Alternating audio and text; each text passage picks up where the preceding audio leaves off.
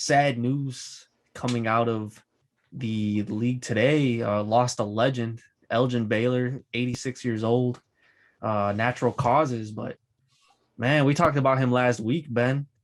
You Yep. drafted him in our fantastic NCAA draft. Yeah, he That was a dude's a dog. legend. Yeah. Where did you go to college? R.I.P. Yeah. What'd you say? Where did you go to college? I already forgot, but I'll read some of his stats. College of Idaho When I figured it out, or Seattle because University. I don't know There's two. if you got to watch it, Marlon, but his stats were crazy in college. While you're looking for that, I'll run down his NBA stats. For his career, he's averaged 27 and a half, 13 and a half, and 4.5. In 61, 62. This stat line is crazy. I know, Marlon, you appreciate stats. Wait till you hear this stat line. He averaged 38 and a half, 18 and a half, and 4.5. And he did that while enlisted in the military. He only played on the weekends. I seen that earlier. That's But crazy. you know what though? This isn't to disrespect anybody back then, but when I hear his stats from like the '60s, I'm like, like I felt watered down in the '60s. Like that was Like the same. Elgin Baylor was like actually a bucket though. that dude. Yeah, You go back and watch the film. I mean, but still to score 38 a game, and I think he won a few MVPs. Like that's still hard to do because I always, we always see Wilt when we see somebody in the new age. Yeah, we were talking about that earlier. Oh, yeah. But a lot of times I'll see Elgin Baylor's name up there too. Like he had that 70-point game too. Yeah, like he had 25 the boards. he had the record in the playoffs, scored 61 until MJ broke it. Against the Celtics. So, he's a legend. He's not a name that like a lot of people bring up either. He didn't win a championship or an MVP. That's why. Yeah, he was an all-star game MVP in 58, 59. Himself, though, when he was Not no, he played with Jerry West and Wilt. Yeah. Oh, he was with both of them? Yeah. Who'd they go against? Celtics, dude. Bill Russell. Maybe Bill Russell was a beast. I hear a lot of Bill Russell disrespect. all he did was win. It's funny because like the players on those two teams are like the only players you hear about from those eras. Yeah. And then there's Oscar. Like that. Yeah. Well, did you find those stats, Ben? Yeah, he went to Seattle, by the way. He averaged 31. This is his career, 2 years at Seattle. He averaged 31.2 points and 19.8 rebounds. The rebounds are crazy. He was like 6 feet. Yeah. He was 6'6", 225, and he was averaging 19.8 rebounds.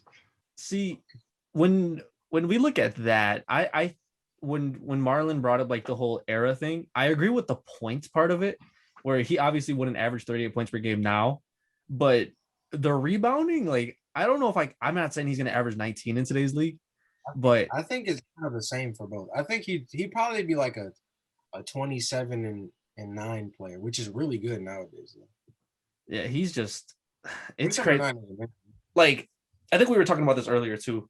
Me and Marlon mentioned this, and this kind of has to tie in with what we were talking about of like like the most athletic, like lengthy players ever, and like really no one can. I think Giannis is the only one who you could even really mention when it comes to like Wilt. Wilt's like the choice, but what do you guys think Wilt would average if he played today? I mean, we just talked about Elgin. And Wilt obviously has all the records, but what do you think Wilt would average in today's NBA? I mean, because it's everything he did, it feels fake. It's like Paul Bunyan, like a myth. Yeah. Like I think a lot of his stuff is kind of like exaggerated, but and I want to clarify from what I said earlier too about the older players. Like, yeah, I don't think they would be as good with the same skill set that they had then playing now, but I think what was important about them is like they were the trailblazers and they made the game popular. If it wasn't for them, the game wouldn't be how popular it is now. Especially somebody like that's a great point, bro. Especially somebody like Elgin Baylor, who was a wing player, to get guys who aren't the big 7-footers, somebody who puts the ball on the floor, like scores in more than just the paint. Somebody like that made is a trailblazer for the league. But I think that those players would still be good nowadays because they would be keeping up with players nowadays. As far as especially somebody like Wilt who just had natural athleticism. If he had like today's training, he'd still be a beast. I think He'd be a 20-point scorer. he'd No, be I 30 think and, more than that. like I- a 30 and I was just saying at least. Oh yeah. I think he'd at least have like Shaq numbers. Like Man. 29 and 13 type stuff. I think and like 4 blocks. he'd pretty Like much.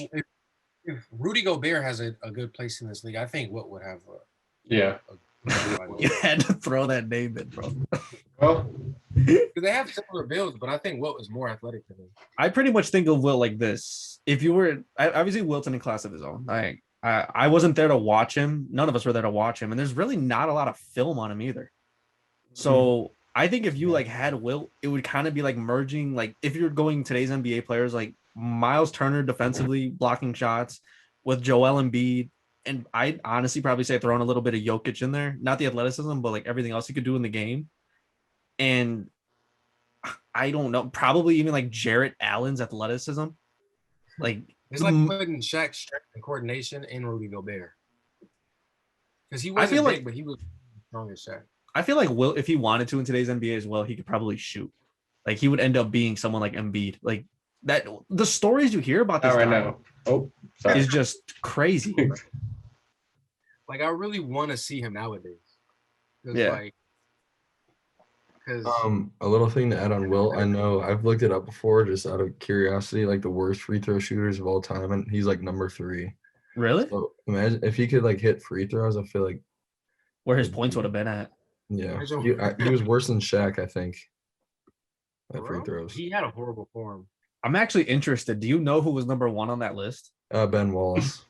Oh, I would not have guessed that. I know who the worst 3-point shooter of all time is. Who's that? Charles Barkley. Oh, It's Charles Barkley. He said 3-point, Yeah, the worst 3-point shooter of all time is Charles Barkley. bro. Well, Charles. because he took a lot and missed a lot. Yeah, he actually was shooting threes. He was just awful. I think it was like 11%. Like it's horrible. I don't know the exact number. I don't know if someone could like if one of you guys want to try to find it, but You know what's I funny know is- that Charles Barkley, like the last time I had seen it, I don't know if it was in like a documentary or like it might have been on NBA on TNT. They were talking about like the worst shooters of all time, and Charles's name popped up for a 3-pointer. But It's funny because I feel like if he just stepped in one step, he'd probably make it. Because he had a good mid range. it's so Alright. crazy. Charles Barkley shot 26% from 3. 26%. So he benefited the doubt. I gave him a little bit more. But I think that also included, like you said, 26%, but it's also guys who made like about like 100 or like attempted 100 threes or something like that. But like you said, it's crazy with Elgin Baylor. It's a huge loss, but he meant so much to the game. So rest in peace, Elgin Baylor.